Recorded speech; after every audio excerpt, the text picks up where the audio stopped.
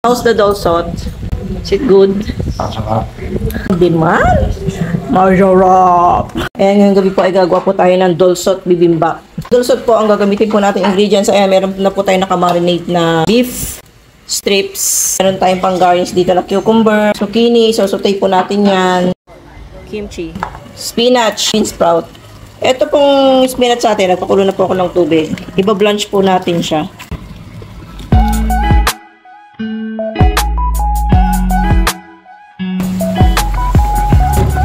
Ayan. Magaling na natin siya. Hindi naman kailangan matagal yung pag-blanch.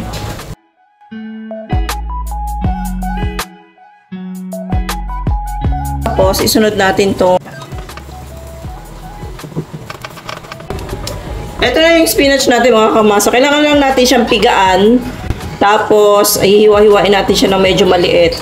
Titimplahan po natin siya salt and pepper. Medyo mainit na po yan. Lagyan na natin ng konting cooking oil. Stir fry ko muna yung ating zucchini. Lagyan ko ating garlic.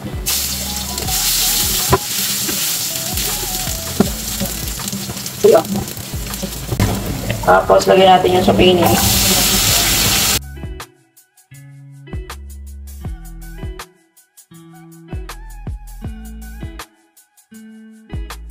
Lagyan natin siya ng salt and pepper.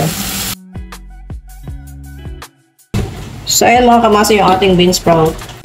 Timplahan lang natin siya ng pepper, pinch of salt, sesame oil, sesame seed.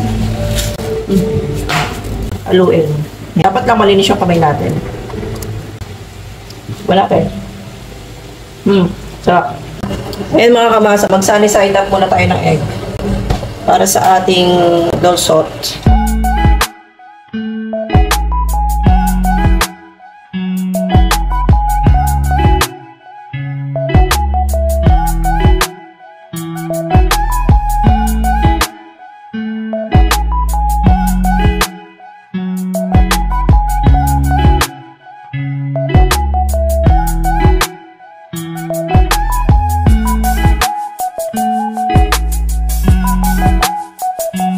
Kamasa. Lagay natin yung ating beef.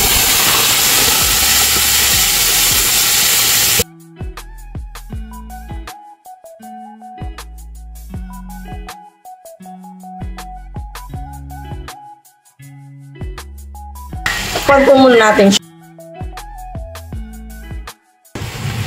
Ano mga kamasa. So, check natin. Lagyan natin siya ng konting garlic.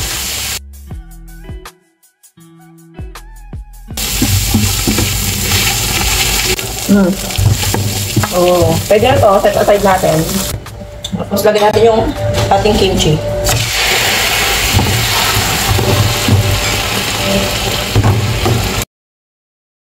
Sali na natin siya. Tapos na po yan. Ayan mga kamasa. Yung dulsot natin, yung ating hot pot, lalagyan natin siya ng sesame oil. Yung mga 1 spoon. Tapos, ikakalat lang natin siya. Ayan. Lagyan po natin to ng rice bago natin ilagay lahat ng ingredients natin. So, ganyan siya.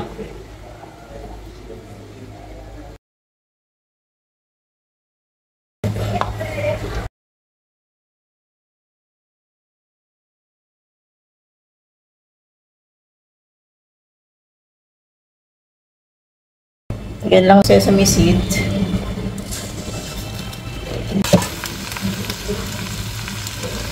So, ayan mga kamasa. Tatanggalin na natin siya.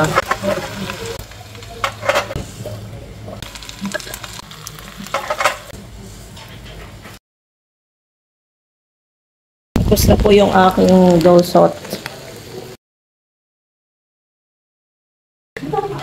Ayan mga kamasa. Luto na po. Tapos na po yung ating dulsot. How's the dulsot? Is it good? Hindi man. Masarap.